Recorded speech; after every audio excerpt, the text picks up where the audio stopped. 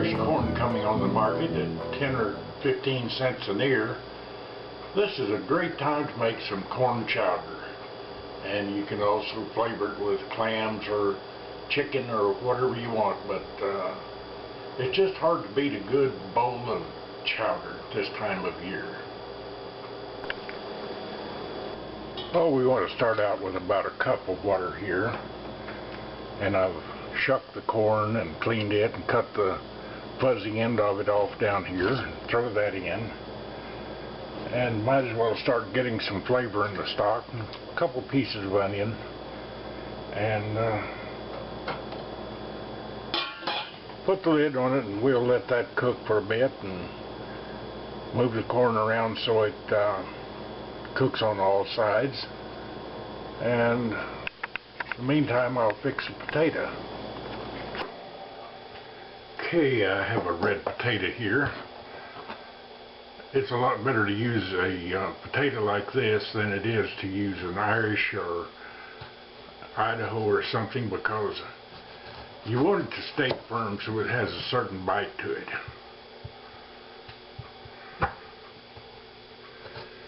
And we'll cut it in about 1/2 inch slices here. And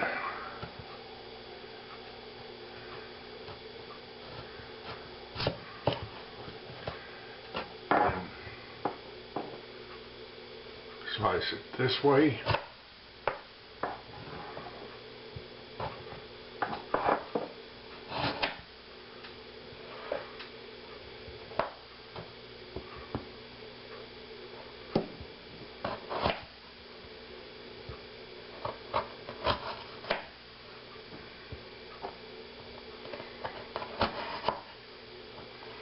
And then crossways to make little cubes. Just little nice sized bite-sized cubes. That's all you want.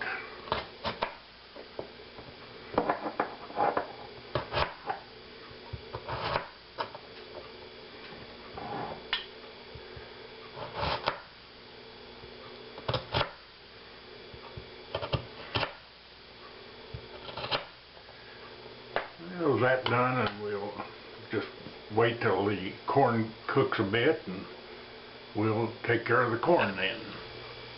Well, it's been in here long enough now where it's cooked, so we'll take this out and let it cool a little bit there, and in the meantime I'm going to pick up the stuff that used to flavor the stock. It's done its thing.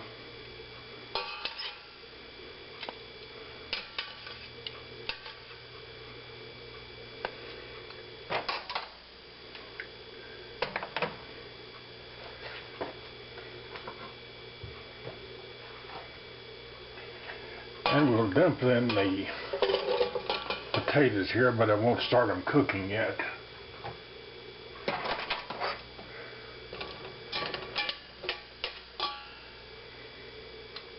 Got one more thing to go in there before we start it cooking again. To cut the corn off the cob, use a big plate and a little bowl, and set the bowl on there,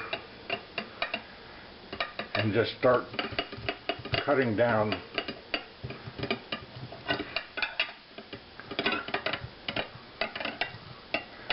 like that,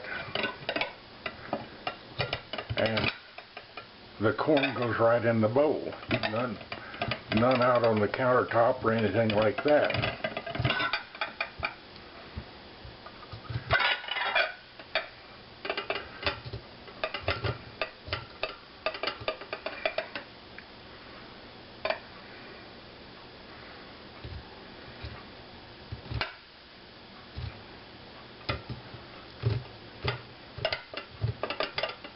Well, that's got all the corn off of there. There's a little spot there left.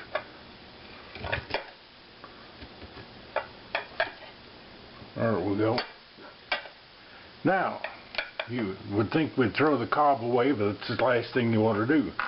We'll throw it back in the cooking pot over here.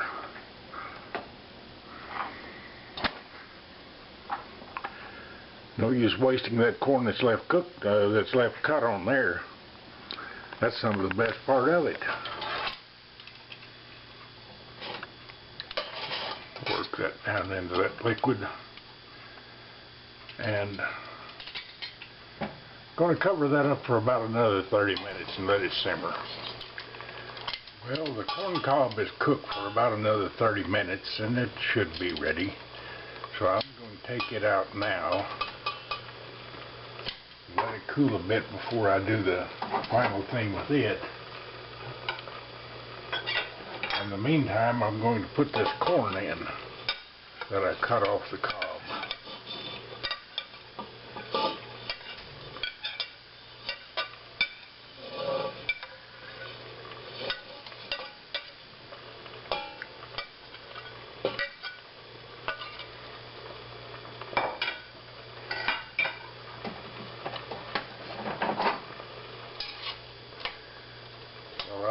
Obviously it's going to need some more liquid.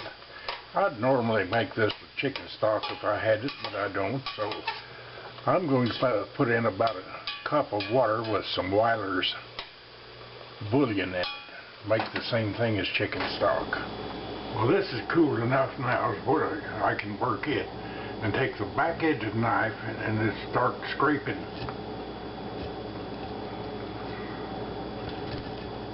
And that removes the part of the grains that was left there when it was cut off the cob. And that's the part that really gives you the most food nutrition.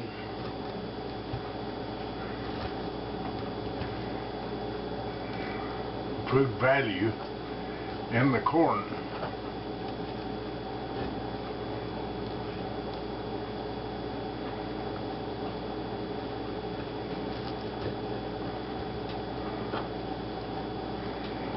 Turn it around the other way.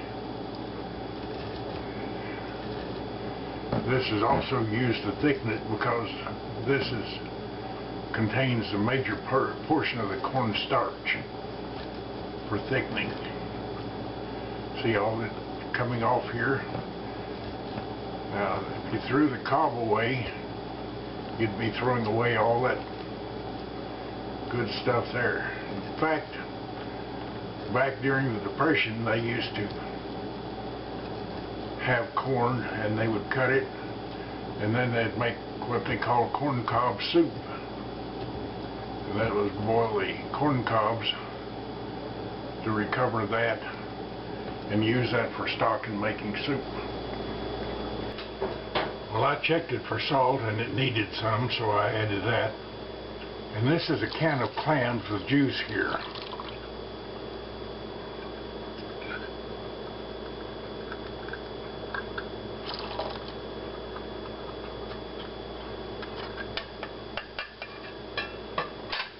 Minced clams, and they certainly aren't pre-hearted with their clams.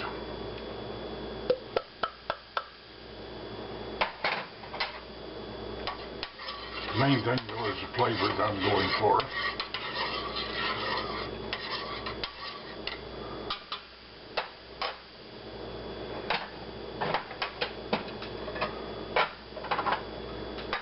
And the other can now is a can of cream of chicken soup.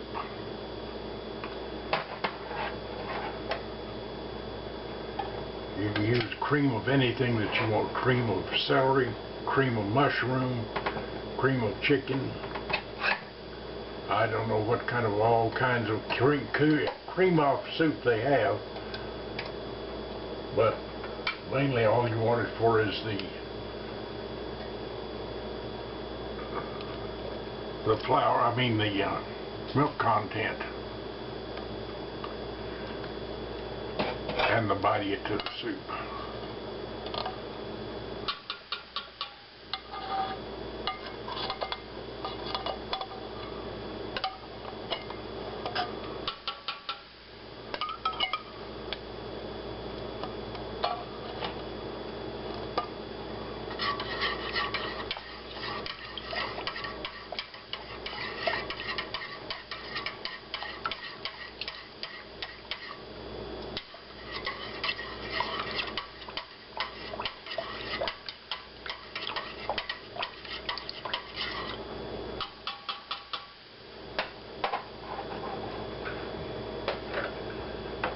I'm going to add a little milk at this time, probably about a half a can.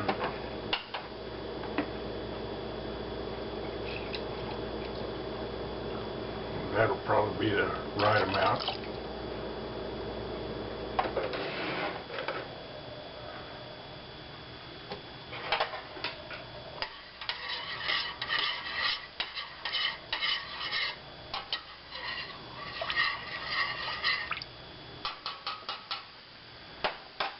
And we'll let that come back to a simmer and check it then. Well, I checked it for salt. It needed a little, so I added it. Also, the stock is a little on the thin side, so I mixed a tablespoon of cornmeal with some cold water. You could use cornstarch, either one. Cornmeal makes a little bit creamier stock. Oh yeah, you can see it getting creamier instantly here.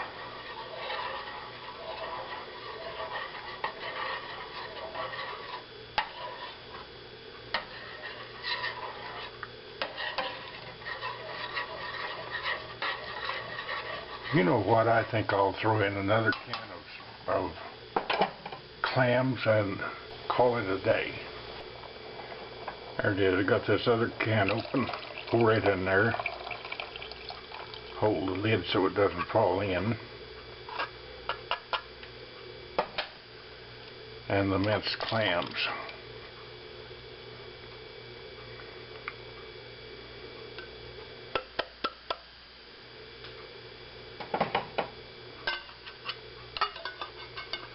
Don't leave any in here. There's not enough to start with. And stir that in. Yeah, it looks like a little more like clam chowder now.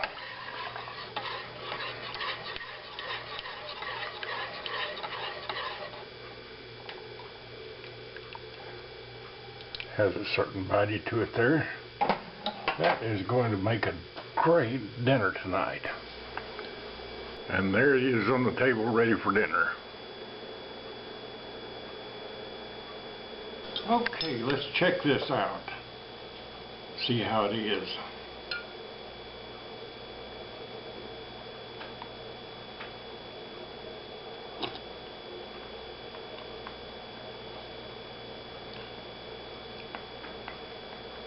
That is good stuff. It's corn, potatoes, clams.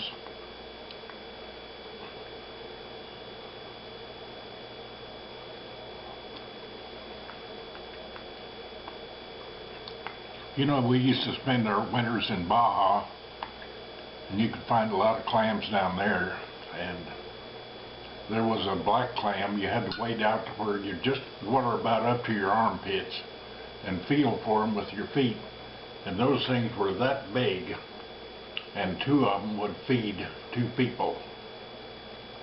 They were, and there's regular white scallop clams that you could find just by walking around the edge of the water, and they'd be down in the edge of it. And we ate a lot of clam chowder down there. But it's great stuff. It's easy to make. Really hits the spot tonight.